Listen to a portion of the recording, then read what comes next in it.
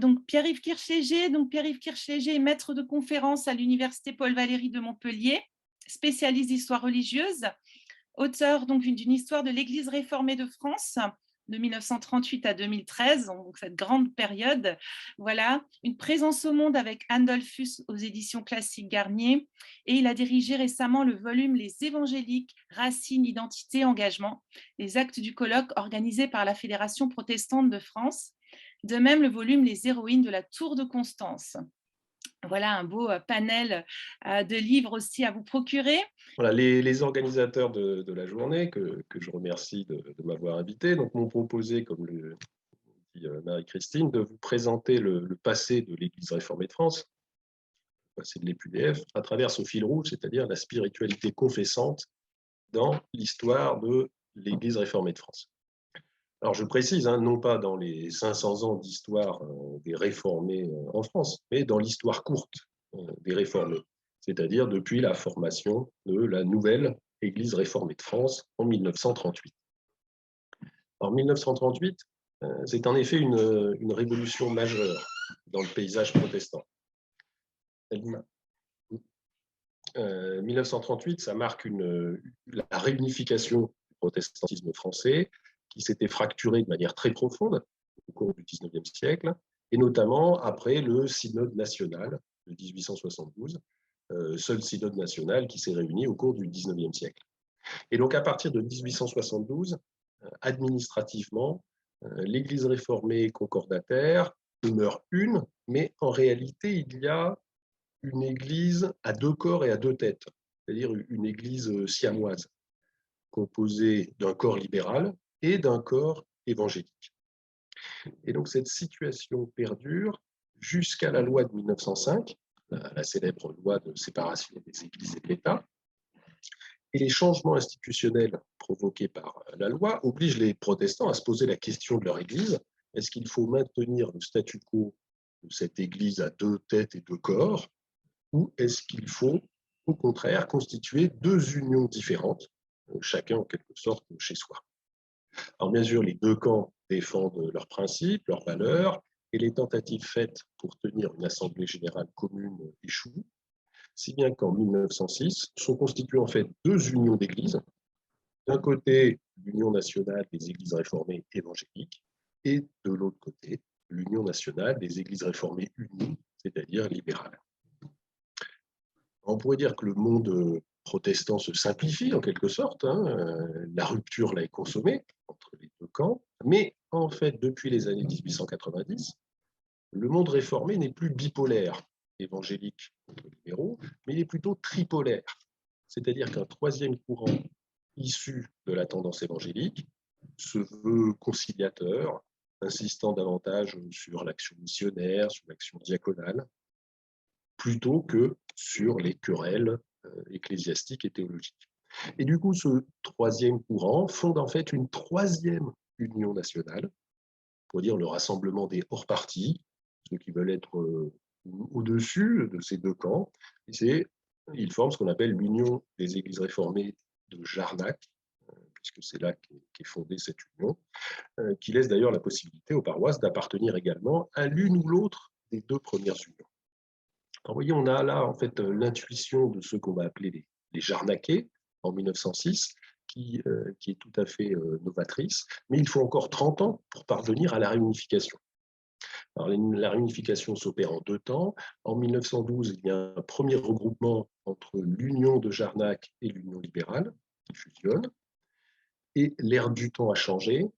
On voit bien que c'est l'effacement des vieilles fractures. Le protestantisme entre dans une époque de rassemblement. Et en 1933 s'enclenche plutôt la seconde phase du rapprochement, grâce à trois personnalités qui jouent un rôle majeur, les pasteurs André Numa-Bertrand, Élie Gounel, Marc Beugner, particulièrement. Et en 1938, voilà la date majeure, s'opère la naissance de l'ERF, l'Église réformée de France, dans une grande réunification. Une réunification qui est d'ailleurs plus large que prévu. Parce que non seulement l'ERF, la nouvelle ERF regroupe l'Union des Églises réformées libérales et jarnaquaises et l'Union des Églises réformées évangéliques, Mais cette ERF nouvelle regroupe aussi une partie des églises libres, une partie des églises méthodistes, plus quelques églises qui étaient restées isolées et indépendantes. Et cette nouvelle ERF porte à sa présidence le pasteur Marc Bockler. Donc vous voyez la révolution majeure que constitue 1938. La nouvelle ERF constituée incarne désormais la majeure partie du protestantisme, avec près de 600 associations cultuelles et plus de 500 postes de pasteurs. Donc c'est vraiment un exploit, vous voyez, en 1938, après un siècle d'affrontements dogmatiques et ecclésiastiques, que de parvenir à rassembler en une seule institution l'immense majorité des paroisses protestantes du pays, de sensibilités très diverses, puisqu'on a des paroisses de sensibilité libérale, évangélique, d'autres orthodoxes piétistes, méthodistes ou chrétiennes sociales. Et cette naissance de l'ERF marque aussi un réel changement de paradigme, puisque c'est l'abandon de l'antique pluriel, on appelait les églises réformées au pluriel, les églises réformées de France, pour le singulier, qui symbolise bien l'unité, et le nouveau nom choisi, c'est l'Église réformée de France au singulier.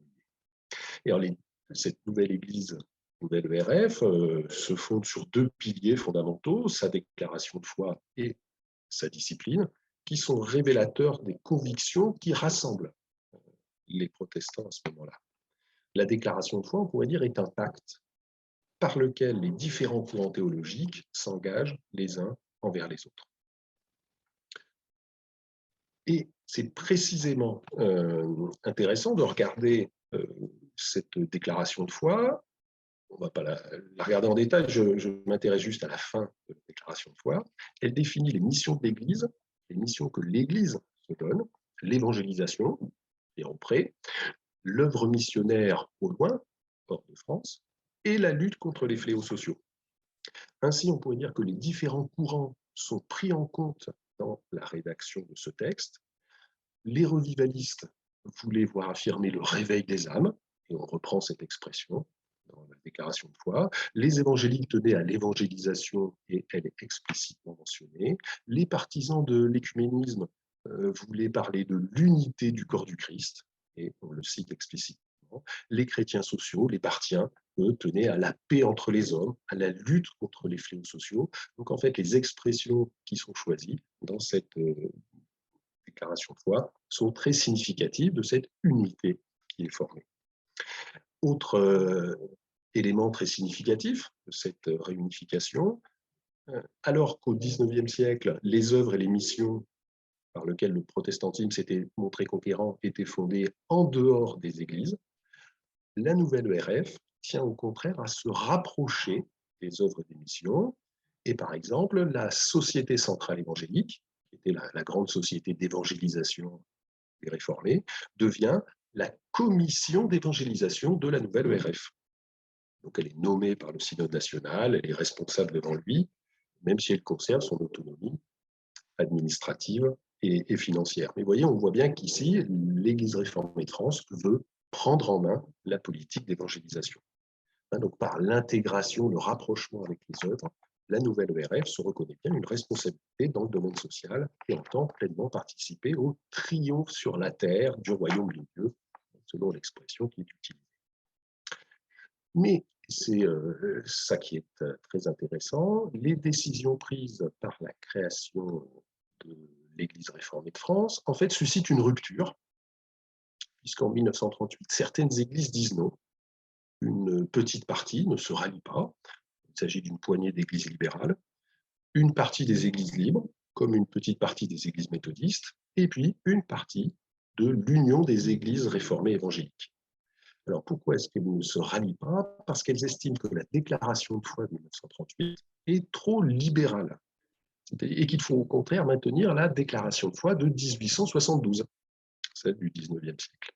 Et deux aspects du contenu de la nouvelle déclaration de foi heurtent en effet les convictions de ces évangéliques réfractaires. D'une part, le fait que le symbole des apôtres et la confession de la Rochelle prennent place dans les expressions successives de la foi. Donc on leur donne un caractère plus historique qu'un caractère de pilier de la foi. Et d'autre part, la formulation qui fonde l'autorité des Écritures dans le témoignage intérieur du Saint-Esprit, au lieu de la confirmer par lui. Donc là, on voit bien que l'autorité de la Bible, pour eux, ne serait plus placée en Dieu, mais sur ce que chacun accepte de croire. Et donc, la nouvelle Église unie se constitue ainsi aux yeux de ces évangéliques réfractaires sur un non-conformisme doctrinal qui ouvrirait la voie en fait à une relativisation du message de l'Évangile.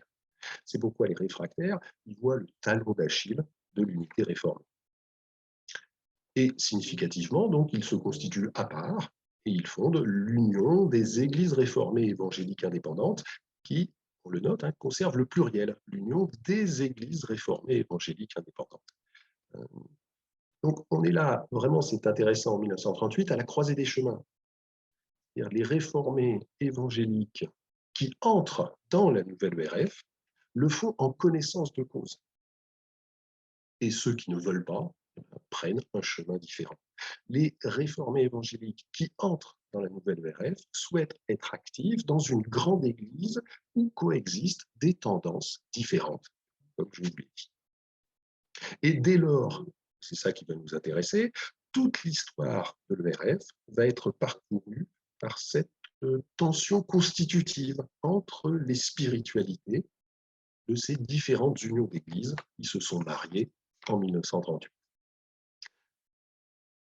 Voici par exemple ce qu'affirme le pasteur Marc Bögner au Synode national de 1948. Il est alors président de l'Église réformée de France, du Conseil national. Il dit « Il est normal qu'il y ait, dans une église comme la nôtre, des controverses théologiques, et qu'à tel moment de son histoire, une tendance théologique nouvelle se substitue à une autre dans la direction des esprits. Souhaitons toutefois que nos confrontations doctrinales et ecclésiastiques aient lieu dans le respect des conditions qui ont permis à notre Église de retrouver son unité et dans l'esprit qui a rendu possible cette restauration. » Donc, vous voyez, les tensions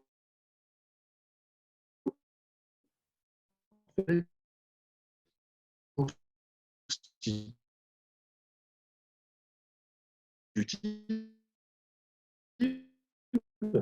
dès 1938 dans laquelle s'affirment les différentes. Le premier moment, c'est 1945. 1945. Excusez-moi, Monsieur Kirchlégion, on vous entend vraiment plus bien, c'est très saccadé. Le lendemain de la Seconde Guerre mondiale. Ah.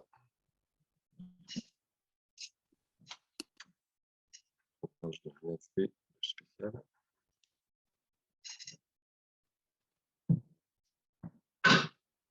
Les élections toujours là.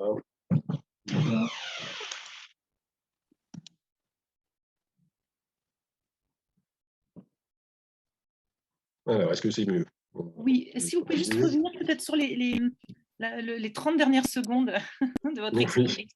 Merci. Donc, je disais qu'on allait... j'allais simplement présenter 3 moments dans la vie de l'ERF pour illustrer cette tension dans laquelle s'affirment les différentes spiritualités au sein de l'Église réformée. Le premier moment, c'est 1945. On est après la Seconde Guerre mondiale. L'Église réformée de France est en train de constituer très précisément son mode de fonctionnement. Et le mot d'ordre qu'elle se donne, c'est bien la revitalisation de l'évangélisation. Il s'agit d'adopter une stratégie cohérente pour gérer au mieux les forces pastorales. Évidemment, enfin, dans une société française où le protestantisme est très minoritaire, et donc comment on peut adapter au mieux les forces de du petit protestantisme, donc de la petite Église réformée de France, même si elle est désormais très majoritaire au sein du protestantisme français, comment est-ce qu'on peut adapter? Et donc, on va envisager différentes stratégies. On va essayer de déplacer les forces pastorales du monde rural plutôt vers les zones urbaines. On va essayer de constituer des équipes de laïcs pour entretenir la vie communautaire en appui des pasteurs. On va faire porter l'effort sur les petites villes de province, considérées comme plus proches de la vie économique rurale, dotées de centres administratifs. Et on va aussi essayer de revitaliser la vie de l'Église sous des formes nouvelles, puisque l'Église, on pense que l'Église ne peut pas se contenter de rester dans les sanctuaires que sont les paroisses. Vous voyez, en 1945, l'ambition est très nette. Il s'agit d'enrayer le déclin spirituel et de revitaliser l'évangélisation. On donne à l'ERF la mission d'aller rencontrer le monde, de le christianiser et de l'évangéliser. Ça, c'est bien sûr l'ouverture vers l'extérieur. Et en interne, la question la plus délicate abordée par l'ERF est celle de l'harmonisation des pratiques entre des courants qui sont bien sûr très différents, vous l'avez compris. La question ici la plus délicate, c'est celle de la pratique du baptême. En effet, les églises d'avant 1938 étaient très partagées là-dessus. Le synode national de 1939 a permis de trouver un accord sur la signification du sacrement, c'est-à-dire l'entrée dans la grâce de Dieu. Par contre, une divergence subsiste entre ceux qui acceptent le baptême des petits-enfants, dans la perspective d'une église ouverte à la multitude, et ceux qui n'acceptent que le baptême d'adolescents, voire d'adultes, capables de confesser leur foi, seul baptême reconnu par un certain courant évangélique. Et le plus célèbre de ces pasteurs opposants au pédobaptisme, c'est-à-dire au baptême des petits-enfants, est le pasteur Louis Dallière, qui est fortement influencé par le pentecôtisme naissant, mais qui est un pasteur tiers de l'Église réformée. Et Louis Dallière justifie sa position par l'inconscience de certains parents qui n'ont pas tenu les engagements pris dans les baptêmes antérieurs. Pour lui, le baptême des croyants lui paraît rendre un hommage plus fidèle que celui de nouveau-nés. Alors, lors des synodes, les arguments des deux camps s'affrontent. On va même consulter les églises étrangères, qui ne sont pas tellement plus avancées que l'Église réformée de France. Et en 1951, le synode national décide finalement de prendre en compte tant la liberté des familles que celle des pasteurs. Et elle tranche en faveur de la double pratique. Vous voyez, on le voit à travers ces exemples-là, que l'ERF est en train d'affirmer ses positions, ce qui d'ailleurs inquiète un certain courant, et c'est à ce moment-là que le courant libéral s'organise, dès 1949, dans une alliance libérale française, sous la présidence d'Albert Schweitzer et d'André Siegfried. Officiellement, c'est pour résister à l'invasion barthienne et à l'influence des courants évangéliques. Donc ça, c'est ce qui se passe. Vous voyez, il y a des tensions qui sont cristallisées après la Seconde Guerre mondiale, 1945-1950. Le second moment de forte tension au sein de l'Église réformée de France, ce sont les années 1960. Là aussi, on s'aperçoit que c'est à la fois en raison de discussions internes et aussi en raison de l'ouverture de l'Église réformée de France. C'est-à-dire que l'URF, elle réagit aussi par rapport à l'environnement extérieur. Et le premier élément, en fait, c'est le premier élément déclencheur ici, dans les années 60, il nous vient du Conseil œcuménique des Églises, dont l'Église réformée de France est partie prenante depuis la Constitution. Or, le Conseil œcuménique des Églises élargit en 1960 ses discussions avec les orthodoxes russes et il propose une nouvelle formulation de la base doctrinale du Conseil œcuménique des Églises. Alors, en quoi ça nous concerne? Vous allez voir, les membres du Conseil œcuménique des Églises vont confesser désormais leur foi. L'article définit le Seigneur, entend mieux exprimer l'universalité de la Seigneurie du Christ. On utilise aussi une nouvelle expression, c'est selon les Écritures, expression qui a été adoptée d'après le vœu de l'Église luthérienne de Norvège, pour précisément rassurer les courants évangéliques protestants au sein du Conseil œcuménique des Églises. Mais surtout, le nouveau texte du Conseil œcuménique des Églises ajoute à la profession de foi la mention de la Trinité et exprime la volonté d'unité des Églises dans le témoignage qu'elles rendent à la gloire de Dieu, Père, Fils et Saint-Esprit. Or, c'est précisément cet élément-là qui va susciter un intense débat au sein de l'ERF, Dans le RF, les protestants libéraux sont vent debout contre cette mention du dogme trinitaire, puisqu'ils le considèrent comme tardif et contestable. Et donc, comment faire vis-à-vis de cette nouvelle base doctrinale du Conseil œcuménique, tout en préservant l'identité de l'ERF? Le synode national va trancher et va reconnaître officiellement le caractère pluraliste de l'ERF. Et la position prise par l'ERF est donc exprimée devant l'Assemblée du Conseil œcuménique des Églises, par la voix d'Albert Gaillard. Je cite juste ce petit paragraphe. L'Église réformée de France a été fondée en 1938 par la fusion des églises réformées évangéliques, méthodistes et libres. Elle a reconnu alors l'expression de sa foi dans les symboles œcuméniques et dans les confessions de foi de la Réforme, notamment de La Rochelle. Cependant, elle a admis qu'on puisse adhérer aux grandes affirmations que renferment ces confessions de foi sans se sentir lié par la lettre de leur formule. Parce que la formulation théologique ne cerne jamais de façon totale le mystère de la personne divine, ni la grâce de sa révélation. Donc, vous voyez qu'ici, l'Église réformée de France tient bien à préciser qu'elle accepte la nouvelle base du Conseil œcuménique des Églises dans le même esprit, c'est-à-dire sans que soit imposée aucune théologie particulière de la Trinité. Donc, c'est comme si, à ce moment-là, vous voyez, le RF penchait plutôt du côté du courant libéral à travers la reconnaissance de ce caractère pluraliste.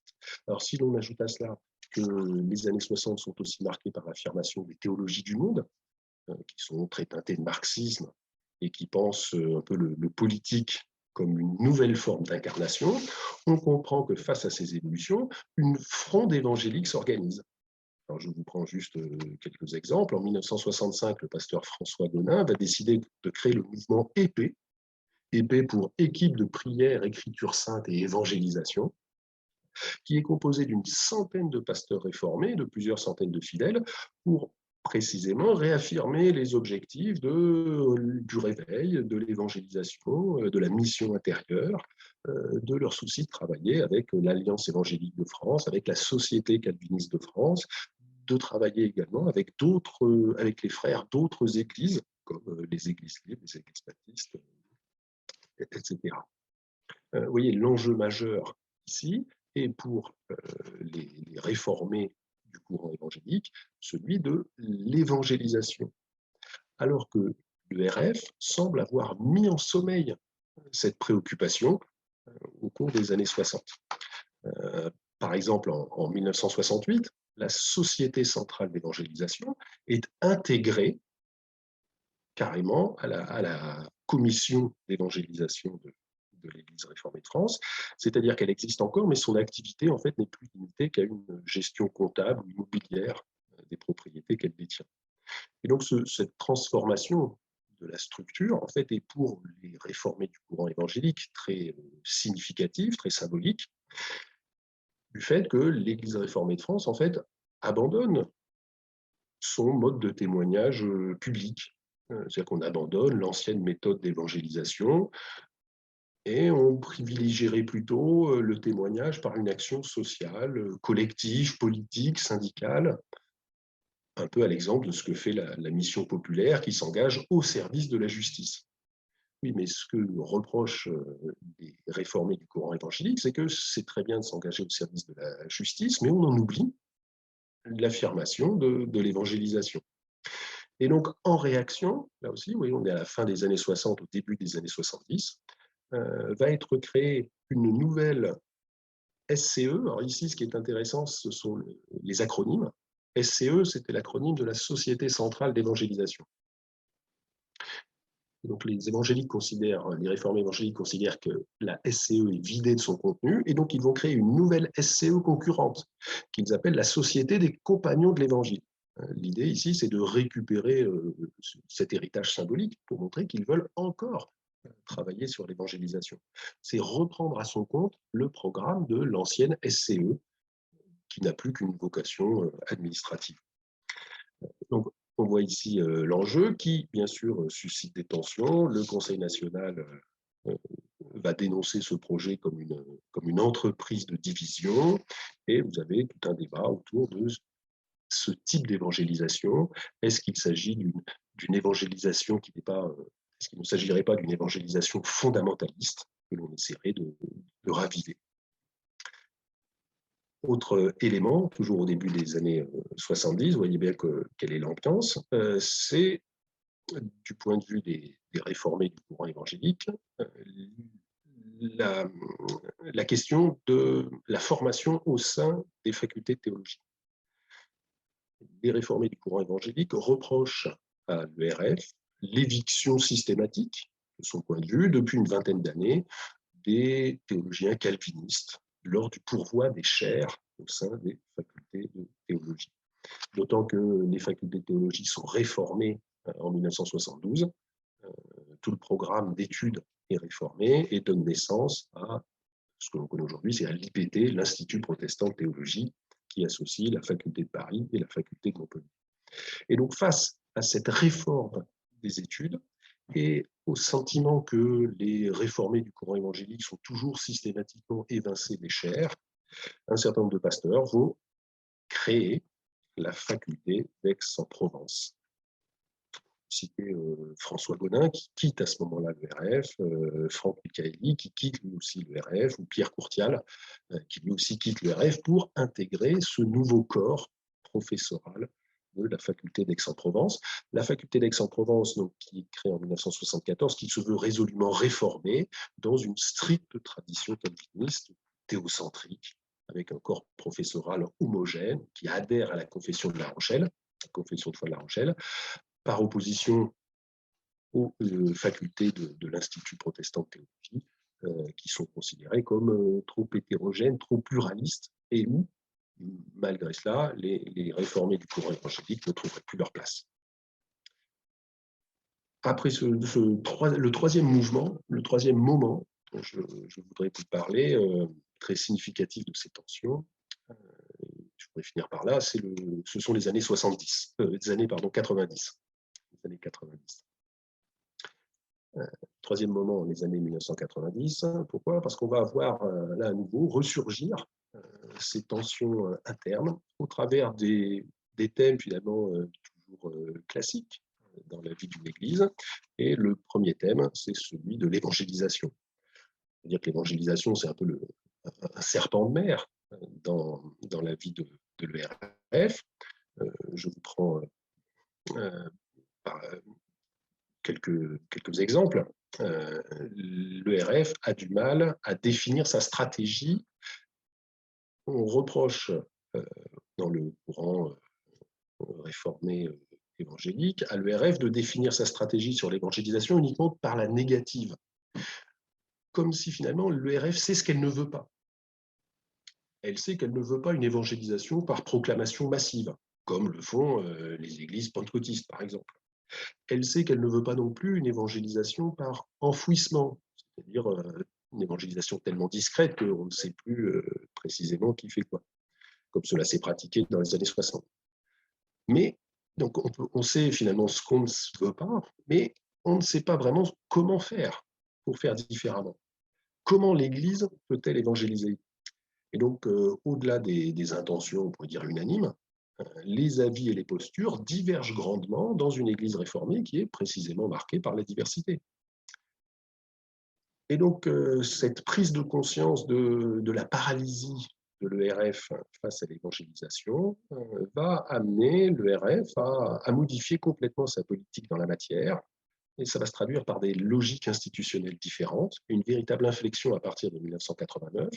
On va remplacer la Commission générale d'évangélisation par 2 coordinations nationales, édifier et former, et témoigner et servir, et l'évangélisation devient une préoccupation quasi permanente de l'ERF. C'était extrêmement intéressant de revoir ce thème ressurgir. Désormais, on peut dire que le thème est inscrit à l'ordre du jour de manière récurrente de tous les synodes nationaux. 6 synodes nationaux, dans les années 90 et 2000, vont réaffirmer que l'évangélisation est une priorité.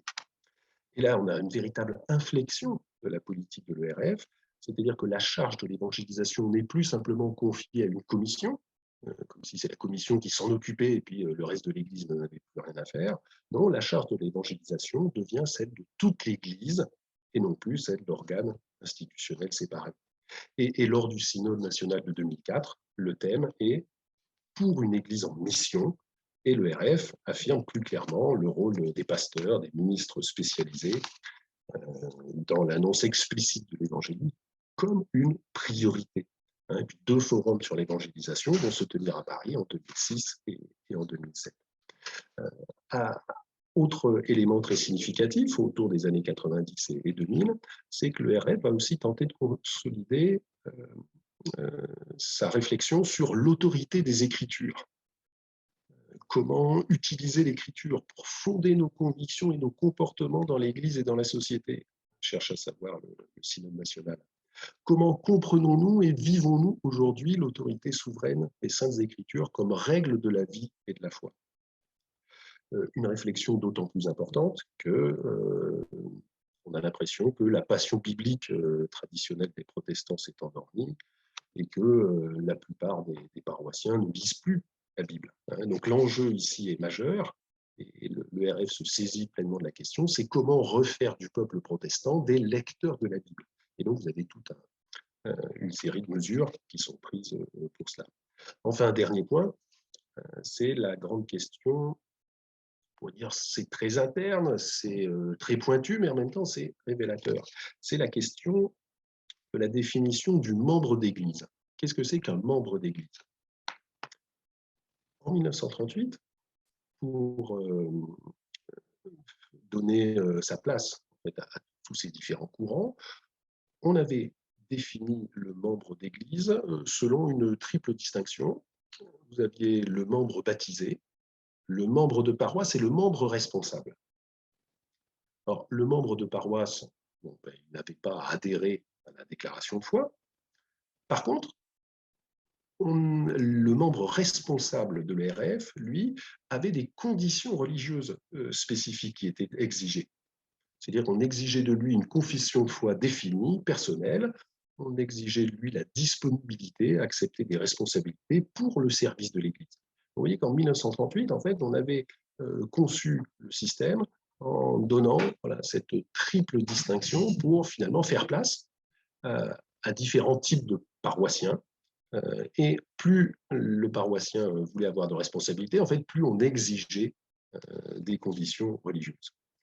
Sauf que ces notions ont été progressivement transformées. Au cours des années 60, on abandonne la notion de membre responsable. Évidemment, l'ouverture œcuménique aussi fait qu'on cherche à ouvrir davantage. Et donc, l'URF s'interroge beaucoup sur sa définition du membre d'Église. Et c'est donc là, je saute un peu les années et j'en viens au synode de 1995, puisque c'est celui-là que je retiens. On adopte en 1995, le synode national, une nouvelle rédaction des statuts types des associations cultuelles.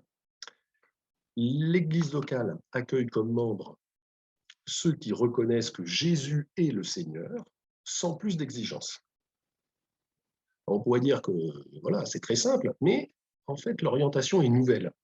Pourquoi? Parce que le membre d'Église ne se définit plus par les sacrements reçus. Comme on disait en 1938, c'est le membre baptisé. Non, là, on ne demande plus le baptême ou l'admission à la Sainte Seine. Le membre d'Église, depuis 1995, se définit par sa foi personnelle. C'est-à-dire que l'ERF, vous voyez ici, s'écarte, on pourrait dire, de la pratique des églises multitudinistes, c'est-à-dire ces églises qui sont ouvertes à tous, comme est l'église luthérienne, pour se rapprocher des églises confessantes. Puisqu'ici, l'ERF demande à ses membres une affirmation personnelle, christologique, même si, bien sûr, la concision extrême, Jésus-Christ est le Seigneur, laisse ouvertes toutes les interprétations dogmatiques. Mais vous voyez comment, ici, s'affirme du coup, nettement l'originalité de l'ERF, puisqu'elle essaye de concilier, finalement, son ouverture la plus large dans sa tradition multitudiniste et en même temps l'affirmation de convictions très précises de la part de ses membres. Jésus-Christ est le Seigneur.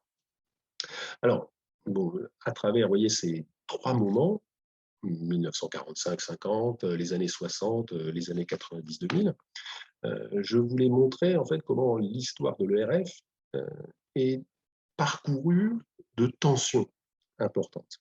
Et pour conclure, je pourrais dire que le mouvement des attestants se situe bien dans cette histoire de l'ERF, donc de l'EPUF aujourd'hui. Le mouvement des attestants n'entend pas rompre avec l'ERF ou l'EQDF, n'entend pas la quitter, il entend peser en son sein. Alors, la décision du synode de Sète de 2015 a mis en lumière les particularités du système presbytérien synodal et a réactivé des critiques sur son fonctionnement ou ses dysfonctionnements.